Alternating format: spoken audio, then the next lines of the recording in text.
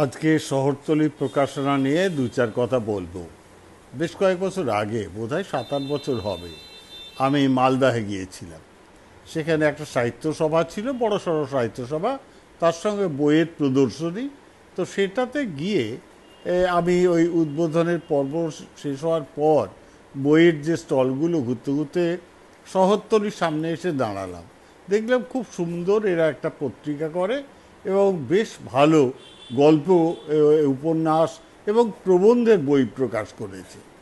তো তখন আমাকে তন্ময় বসাক বলেছিল যে আপনি যদি আমাদের একটা বই দেন।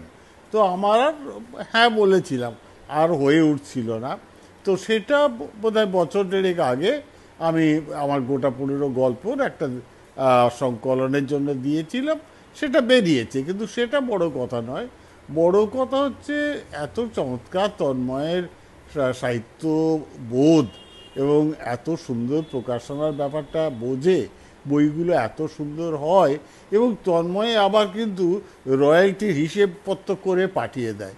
এই যে নতুন প্রকাশকরা এই বয়সের তরুণরা যে এসে এই ধরনের কাজ করছে, এটা বাংলা প্রকাশনার ব্যাপারে, বাংলা সাহিত্যের ব্যাপারে আমাদের কিন্তু একটা আশার কথা শোনায়। এবং তন্ময় বোধহয় বছরখানেক আগে কলকাতাতে কলেজ স্ট্রিটে একটি স্টল করেছে। এটা থেকে আরও ভালো লাগলো, উত্তর আর দক্ষিণ আলাদা নয়। এখন তন্ময়ের শহরতলি উত্তর থেকে দক্ষিণ পর্যন্ত ব্যাপ্ত। কাজে উল্টো দিকে একটা বড় মিষ্টির দোকান পুটিরাম আছে, সামনেই ব্যাংক আছে, টাকা তোলা, মিষ্টি খাওয়া, বই কেনা, সব মিলেই চমৎকার পরিবেশ কলেজ স্কোয়ারের গায়ে।